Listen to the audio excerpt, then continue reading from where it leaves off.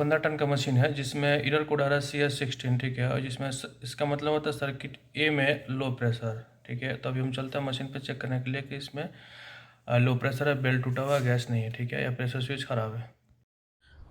अभी देखिए साथियों, मैं मशीन के पास पहुंच चुका हूं, ठीक है। और मशीन में जब भी CS16 आता है, चाहे वो मशीन 10 टन का हो, 15 टन का हो या 25 टन का हो, ठीक है, LG में अगर CS16 आता है तो मशीन पूरा हैंग हो जाता है, ठीक है। तो देखिए CS16 का मतलब होता है कि सर्किट ए में लो प्रेशर, यानी सर्किट ए में गैस भी नहीं है। हो सकता है सर्किट ए का जो लो प्रेशर स्विच है वो भी खराब हो, या हो सकता है बेल्ट टूटा हो, क्योंकि जब बेल्ट टूटता है तो जो ब्लोअर है वो ब्लोअर मोटर चलता है, ब्लोअर नहीं चलता है, जिससे क्या होता है इवोपरेटर कॉइल फ्रीजिंग में चला जाता है, यानी आइस बनाना लगता है, जिससे लो प्रेशर डाउन हो जाता है। तो हम सबसे पहले क्या करेंगे, इसका पावर सप्लाई बंद करेंगे, ठीक है। तो हम चलते हैं, पहले पावर सप्लाई को बंद करते हैं। पावर सप्लाई को मैं यहाँ से बंद कर दिया, ठीक है। यानी सप्लाई बंद होने के बाद क्या है, मशीन को खोलेंगे। और देखिए जब मशीन को हम खोलेंगे तो सबसे पहले क्या क्या चेक करेंगे, सबसे पहले मैं बेल्ट चेक करूंगा और कुछ भी नहीं चेक करूंगा। हालांकि इधर से हम नज़र डाल सकते हैं थोड़ा सा। ये सर्किट 1 है, ठीक है, यानी इस सर्किट में ही हमारा लो प्रेशर शो कर रहा है। तो यहाँ से हम नॉर्मली देख सकते हैं कि इसके डिस्चार्ज पे कहीं ऑयल, सक्शन पे कहीं ऑयल नहीं है। जी नीचे ऑयल पॉइंट है, हालांकि इसमें 3 कंप्रेसर है जबकि 2 कंप्रेसर एक साथ जुड़ा हुआ। तो नीचे जो लिक्विड लाइन है उससे भी कहीं ऑयल नहीं दिख रहा है, ठीक है। और यहाँ से मैं देख सकता हूँ इसका जो चार्जिंग वाल है सक्शन का, वहाँ से भी कोई ऑयल नहीं है। तो पहले हम नॉर्मली बाहर से यहाँ से चेक कर लिए। अभी चलते हैं सिर्फ पैनल वाला बोर्ड की तरफ, बेल्ट चेक करेंगे पहले। अभी देखिए मैं पैनल बोर्ड का खोल दिया हूँ, ठीक है। जिस पॉइंट पे मुझे डाउट था वही पॉइंट, उसी पॉइंट पे हमको इसका फॉल्ट मिला है। देखिए जब CS16 आता है तो आप समझ जाइए कि सर्किट में पहला प्रॉब्लम क्या आता है, बेल्ट टूट गया होगा, ऐसा आपको सोचना होगा। दूसरा प्रॉब्लम क्या है, कहीं से ना कहीं से गैस लीक कर चुका है, ठीक है। तीसरा प्रॉब्लम क्या है, स्विच खराब है। यानी इन तीनों पॉइंट पे मुख्य रूप से फोकस करना होता है।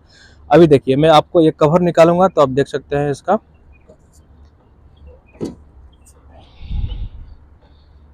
ये देख सकते हैं बेल्ट का चिथड़ा उड़ चुका है, ठीक है। बेल्ट एक तरफ से चिथड़ा उड़ चुका है। और ये बेल्ट कितने नंबर का है मैं दिखा रहा हूँ नंबर। बेल्ट है 52, देख सकते हैं बेल्ट का नंबर है 52। हालांकि ये टूटा हुआ है और मैं दो बेल्ट लेके आया हूँ नया, ठीक है। जो एक 52 है, एक 54 है, जबकि मैं 52 इसमें लगा था, 52 ही लगाऊंगा, ठीक है। अब देखिए CS16 बेल्ट टूटने से क्यों आता है, मैं यहाँ पे थोड़ा सा एक्सप्लेन कर दे रहा हूँ, ठीक है। ये ब्लोअर मोटर हो गया, ये ब्लोअर हो गया। आपको पता है जब मशीन चलता है तो ये पीछे जो है इसका इवोपरेटर कॉइल है, कूलिंग कॉइल है, ठीक है, जिसको कूलिंग कॉइल बोलते हैं। जब मशीन चलता है तो कंडेंसर जो है, कंडेंसर साइड में प्रॉपर कंडेंसिंग होता है। मोटर चलता है तो उसका हीटिंग कंडेंसर के बाहर निकलता है, तो प्रॉपर कंडेंसिंग तो होता है सिस्टम में जब रनिंग मोड में आता है। तो लेकिन जब बेल्ट टूट जाता है तो ये सिर्फ मोटर चलता है, ये आपका सिर्फ मोटर ऐसे चलता रहता है, ठीक है।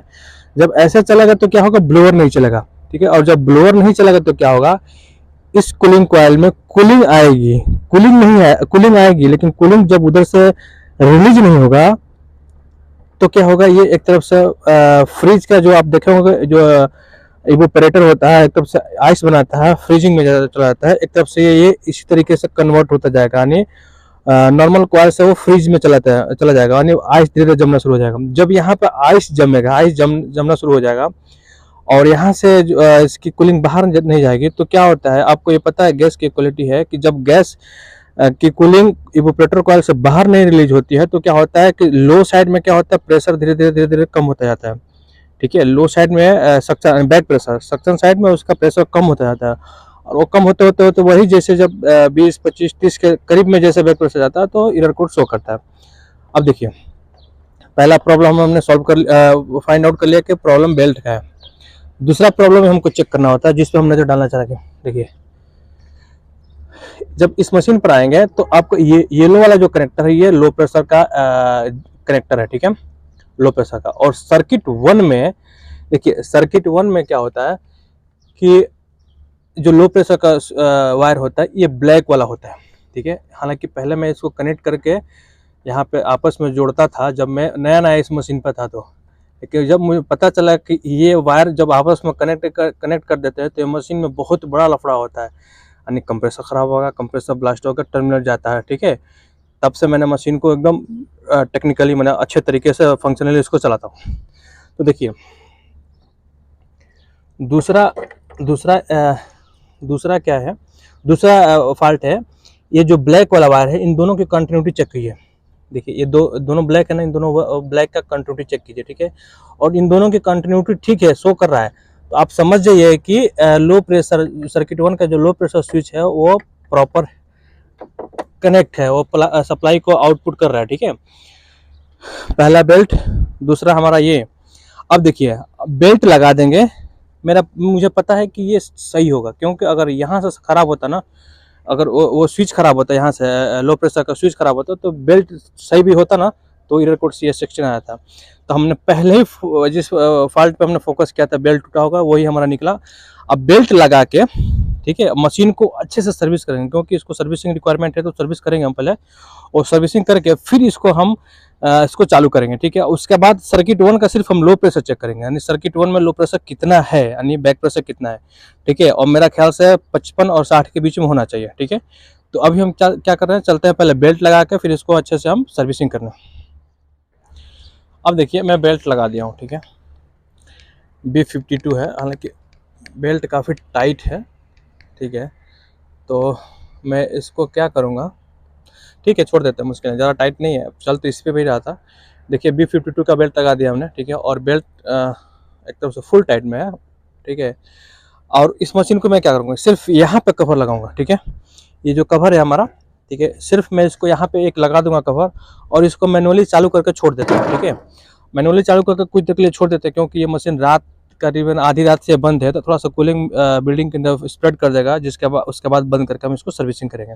अभी देखिए मैं बेल्ट लगा दिया हूँ, और बेल्ट लगा के इसका कवर पैक कर दिया हूँ, सप्लाई को ऑन कर दिया हूँ, ठीक है। सप्लाई ऑन करने के बाद हम इसको मैनुअली स्टार्ट कर देंगे, ठीक है। मैनुअली स्टार्ट करके 5 मिनट छोड़ देंगे, यानी मैनुअली स्टार्ट करके छोड़ देंगे। और आपको पता है जब मैनुअली स्टार्ट करते हैं तो ये अपने आप 7-8 मिनट के बाद ये बंद हो जाता है, ठीक है। तो हम चलते हैं, यहाँ से एक बटन है मैनुअली स्टार्ट का। अभी देखिए हमारा ब्लोअर मोटर चल गया, ठीक है, और ब्लोअर चल गया तो फिर हमें इसको दोबारा प्रेस करेंगे। ये पावर रिले ऑन हुआ। ये क्या है, सर्किट 1 का कंडेंसर फैन है, मैं साउंड से पहचान सकता हूँ। ये मोटर भी चल गया। अब इसको प्रेस करेंगे तो ये दोनों कंडक्टर ऑन हुआ, देख सकते हैं, ये दोनों कंडक्टर ऑन हुआ। ये सर्किट 1 का कंडक्टर है, देख सकते हैं, ठीक है।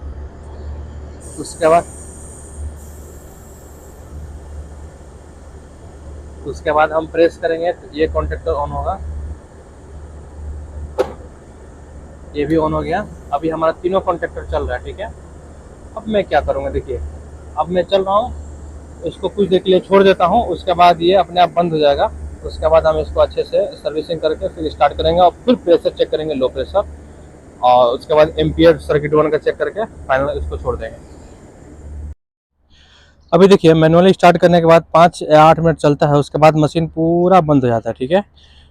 अब हमको सर्विस करना है, तो एक चीज़ हमेशा ध्यान रखिए, जब मैनुअली स्टार्ट करने के बाद मशीन हमारा बंद हो जाता है तो आप उसको उसी पीरियड में मशीन को खोल करके सर्विसिंग करने का प्रयास मत कीजिए। यानी आप सोच रहे हैं कि मशीन तो बंद हो गया है, अब चलेगा नहीं, लेकिन नहीं।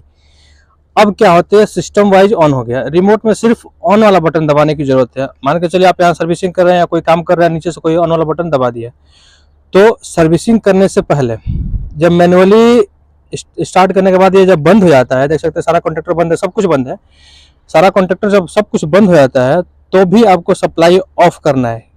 अगर ऑफ नहीं करते हैं, बॉडी खोल के सर्विसिंग करते हैं, काम करते हैं, नीचे से सिर्फ कोई ऑन बटन दबा देगा तो मशीन सिस्टम वाइज पूरा चालू हो जाएगा, ठीक है। तो इतना ध्यान रखें कि मैनुअली ऑन करने के बाद जब बंद हो जाता है तो सप्लाई को ऑफ करें। अभी मैं चल रहा हूँ सप्लाई को ऑफ करके, फिल्टर वाला साइड और कॉइल का सिर्फ 2 ढक्कन खोलेंगे और अच्छे से इसको सर्विसिंग करके फिर हम इसको पैक करते हैं। अभी देखिए सप्लाई को बंद करने के बाद हमने इवोपरेटर का इवोपरेटर जो साइड है उधर का मैं फ़िल्टर खोल दिया हूँ, कवर भी खोल दिया हूँ, ठीक है। और ये हमने कंडेंसर का सिर्फ एक साइड खोला है, 2 साइड बंद है, ठीक है।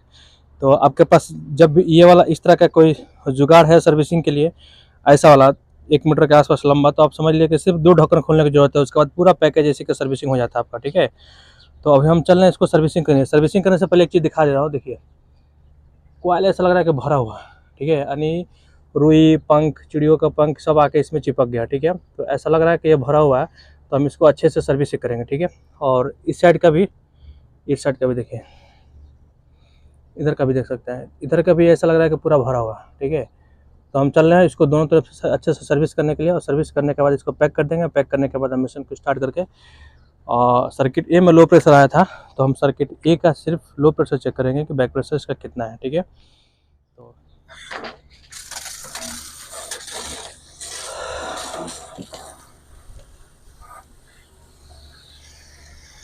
देखिए कॉयल को क्लीन करने के बाद थोड़ा सा डिफरेंट दिख रहा है, ये थोड़ा सा काला काला, ये वाइट कलर का हो जा रहा है। ठीक है,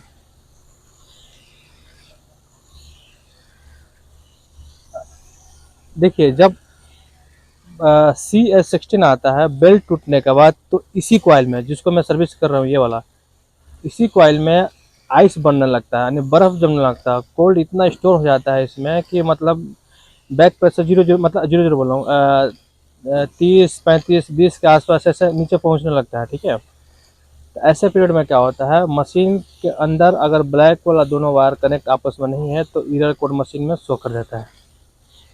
लेकिन मान के चलिए अगर उसी लो प्रेशर वाला स्विच को हम ब्लैक वाले को आपस में कनेक्ट कर दिए अपनी सुविधा के अनुसार, कि कभी CS16 आएगा ही नहीं, तो ये दोनों कंप्रेसर को ले बीता होता, मतलब अभी तक ये ब्लास्ट कर चुका होता।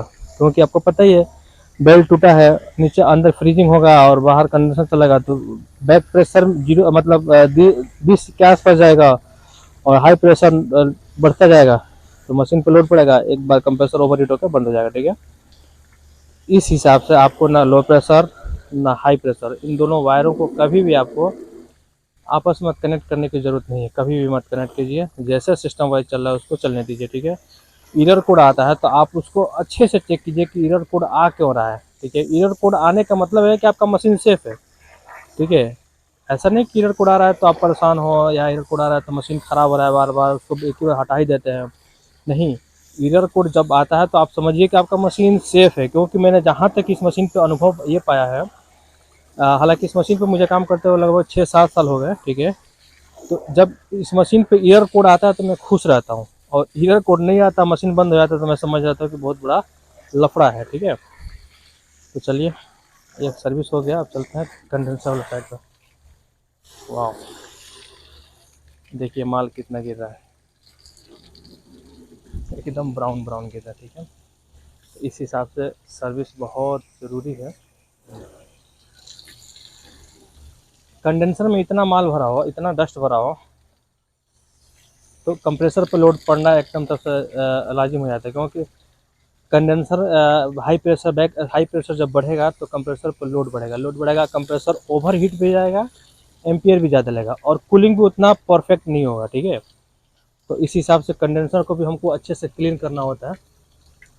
ठीक है, देखिए कितना भरा हुआ है।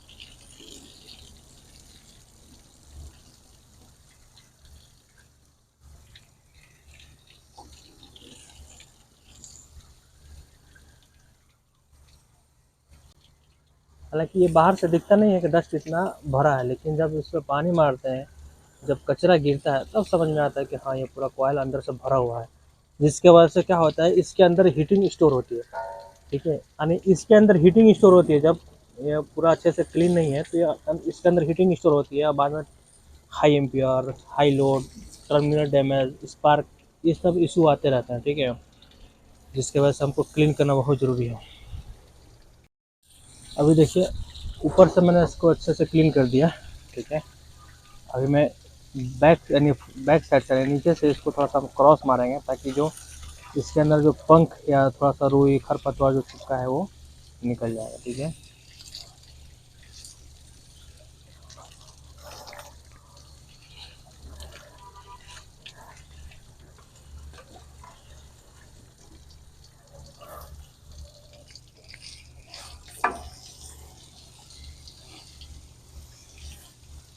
तो हमारा अभी सर्किट 1 का कंडेंसर क्लीन हो चुका है, काफ़ी डस्ट निकला इसमें से भी। ठीक है, हालांकि इसको सर्विस करने का प्लान मुझे कल ही था, लेकिन टाइम नहीं मिला।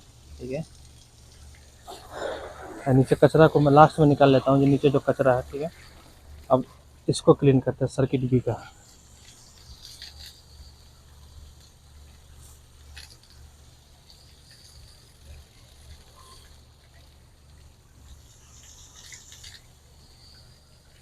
ये भी काफ़ी डस्ट भरा हुआ है, इसका डस्ट आपको इधर दिखेगा। ये जितना इसको मैं क्लीन कर रहा हूँ, इसका डस्ट इधर निकलेगा, आपको देख सकते हैं। तो अभी चलता हूँ, इसको फटाफट में मार लेता हूँ, क्योंकि ये मशीन रात से बंद है, तो इसको हमको जल्दी स्टार्ट करना होगा। ठीक है,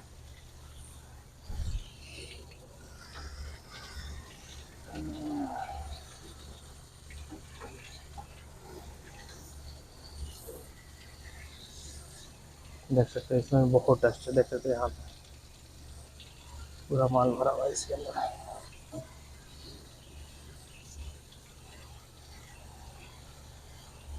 यानी पानी के प्रेशर और मशीन के बाद तो मशीन के पास तो समझिए क्लीनिंग में ज़्यादा कोई ज़्यादा इशू नहीं होता है। आप एक बार फुल प्रेशर से मारेंगे, पूरा कॉइल का मट्टी बाहर निकल जाता है।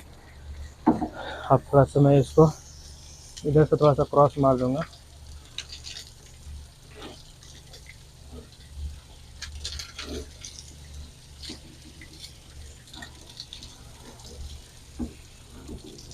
इसमें ज़्यादा रुई जैसा फंसा हुआ रहा है, तो इसको अच्छे से करना जरूरी है। देख सकते हैं क्लीन करते जा रहा हूँ तो कॉइल थोड़ा साफ होता जा रहा है।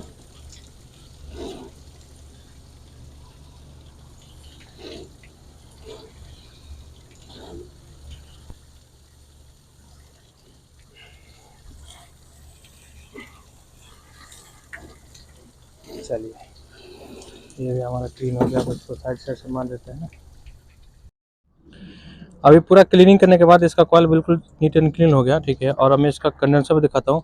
पहले कंडेंसर में यहाँ पे पूरा डस्ट चिपका हुआ था, जो खास करके इसका रुई फोम चिपका हुआ था, जिसकी वजह से हाई प्रेशर बढ़ता है सर्किट में। ठीक है, और मैंने इसको दोनों अच्छे से क्लीन कर दिया, सर्किट ए का भी कंडेंसर और सर्किट बी का भी कंडेंसर, और अभी दोनों का कॉइल बिल्कुल अच्छा से दिख रहा है। ठीक है, अभी मैं चल रहा हूँ, इसको अच्छे से पैक करूँगा। पैक करने के बाद ये अपने, हालांकि एक चीज़ ध्यान रहे, जब कंप्रेसर लगाते हैं इसका अगर टर्मिनल कवर नहीं है तो थोड़ा सा इसको यहाँ देखना जरूरी है, क्योंकि सर्विसिंग के टाइम कंप्रेसर का टर्मिनल भीग जाता है। ठीक है, तो ये चीज़ ध्यान में रखें। अगर टर्मिनल पर कवर लगा हुआ तब कोई दिक्कत नहीं है, नहीं लगा तो उसको टर्मिनल को अच्छे से सुखा लेने। तो स्टार्टिंग के टाइम में क्या होगा कि स्पार्क या ब्लास्ट होने का या वायर डैमेज होने का भी चांसेस ज़्यादा होता है। ठीक है, अभी देखिए साथियों, मैं आखिरी स्टेप पे पहुंच चुका हूं। पूरा सर्विसिंग के बाद, पूरा मशीन पैक करने के बाद और बेल्ट चेंज करने के बाद, जिस सर्किट में हमारा CS16 आया था, यानी ये और ये दोनों एक कंप्रेसर है, इन दोनों को मिला के एक सर्किट होता है, तो इसी सर्किट में हमारा CS16 आया था। तो इसी लाइन में मैं एम्पियर मीटर भी लगा दिया हूँ, और इसी लाइन में जो हमारा लो प्रेशर साइड है, ठीक है, इसी लो साइड में हमने लगा दिया है हमारा जो लो प्रेशर साइड है। ठीक है, हालांकि ये प्रेशर पूरा फुल बता रहा है, ये 0 नहीं, ये पूरा फुल बता रहा है। ठीक है, अब मैं इसको स्टार्ट करूंगा तो स्टार्टिंग टाइम में चेक करूंगा कि इसका बैक प्रेशर कितना है और इसका एम्पियर कितना है। ठीक है, तो अभी हम चलते हैं, इसको सिर्फ स्टार्ट करेंगे और एम्पियर और बैक प्रेशर चेक करके इसको बंद कर देंगे। अभी हमारा पूरा सप्लाई ऑन है। सप्लाई ऑन होने के बाद हम सिर्फ इसको मैनुअली प्रेस करेंगे तो पहले ब्लोअर चलेगा, हमारा ब्लोअर हमारा चल गया। सेकेंड टाइम प्रेस करेंगे तो हमारा पावर रिले चलेगा, जो सर्किट 1 का कंडेंसर फैन है, फैन मोटर भी स्टार्ट हो गया। थर्ड टाइम प्रेस करेंगे तो हमारे कॉन्टेक्टर चलेगा दोनों, देख सकते हैं 33 एम्पियर से स्टार्ट हुआ, 35, 36, 37 जा रहा है। ठीक है, हालांकि इसको सर्विसिंग किया हूँ तो इतना बता रहा है। और इसी का बैक प्रेशर चेक कीजिए, देखिए इसका बैक प्रेशर देखिए कहाँ तक गिरता है। 50 आया, अब 50 आया, ठीक है, 45 आया, 40 आया, 30 आया, 30 आने वाला है, 30 आ चुका है, 25 आया, 20 आया। ये इतना इसलिए गिरा कि इसका कंडेंसर भी पूरा चिल्ड है और इवोपरेटर भी पूरा चिल्ड है। इसीलिए जब सर्विसिंग करते हैं तो सर्विसिंग के बाद आपको मैनुअली स्टार्ट करना होता है, ताकि जो इवोपरेटर कॉइल, कंडेंसर कॉइल का जो चिल्ड है वो बाहर निकल जाए। ठीक है, कंडेंसर कॉइल खासकर। अभी देखिए इसका प्रेशर जो है बढ़ रहा है। ठीक है, 20 तक आ चुका था। ठीक है, 20 तक आने के बाद ये 30, 40 तक पहुंच गया। देखते हैं लास्ट में कहाँ तक होल्ड होता है। जहाँ तक होल्ड होगा उसके बाद हम प्रेशर पे एनालिसिस करेंगे कि हमको कितना प्रेशर होना चाहिए। फिलहाल हम एम्पियर पे चेक करते हैं। एम्पियर इसका करीबन 40 के आसपास जाना चाहिए, हालांकि गर्मी के मौसम में 40 के आसपास जाता है, ठीक है। 40 39 के आसपास, अभी 35 है, ठीक है। अभी सर्विसिंग किया हो तो थोड़ा सा पूरा चिल्ड है, कंडेंसर से लेकर यूपरेटर तक, और तो थोड़ा सा इसलिए एम्पियर कम ले रहा है। और इसको फाइनली चेक करते हैं लास्ट में, यानी 5 मिनट के बाद इसका फाइनल कितना एम्पियर आता है, उसके बाद बंद कर देंगे। उसके बाद मशीन हमारा ठीक से चलना शुरू हो जाएगा। अभी देखिए एम्पियर पे, एम्पियर हमारा 42.4 के आसपास पहुंच गया है, या मैक्सिमम 43 के आसपास बताएगा, ठीक है। और इसमें ये तीनों भी कंप्रेसर हमारा ठीक से चल रहा है, कोई दिक्कत नहीं है। और जो दो कंप्रेसर एक साथ है सीरीज वाला, उसका बैक प्रेशर आप देख सकते हैं 55 तक पहुंच गया, ठीक है। बैक प्रेशर हमारा 55 के आसपास पहुंच गया, तो 55 हमारे एक तरफ से ठीक है, 55 में कोई ना कम में ना ज्यादा है, ठीक है। और इसका R22 के बैक प्रेशर के हिसाब से 55 सही है, ठीक है। अब मैं चल रहा हूँ, उस मशीन को बंद कर दे रहा हूँ, ठीक है। और फिर मशीन को बंद करने के बाद हम इसको टेक्निकली यानी सिस्टम वाइज रिमोट से ऑन करेंगे। लेकिन ये दो कंप्रेसर का एम्पियर बता रहा है, 43 के आसपास पहुंच गया, ठीक है। 43 44 के आसपास जाएगा। और मैं उस कंप्रेसर का भी मैं एम्पियर चेक कर रहा हूँ, जिसका जो अलग है, सेपरेट है। ये कितना है, 23 के आसपास है, ठीक है। तो इसका भी एम्पियर सही है, क्योंकि ये 22 और 23 के आसपास लेता है, जबकि इसमें ब्लोअर भी इंक्लूड है, ठीक है। और ब्लोअर कितना एम्पियर लेता है आपका, 8 एम्पियर के आसपास ले रहा है। तो इसमें से 8 निकाल देंगे, वो कंप्रेसर का हो जाता है, और 8 ये ब्लोअर का हो जाता है, ठीक है। तो इस हिसाब से हमारा मशीन अभी सही चल रहा है। और जो CS16 आने का जो हमारा इशू था वो अभी खत्म हो गया, ठीक है। अभी मशीन हमारा टेक्निकली ठीक से चल रहा है।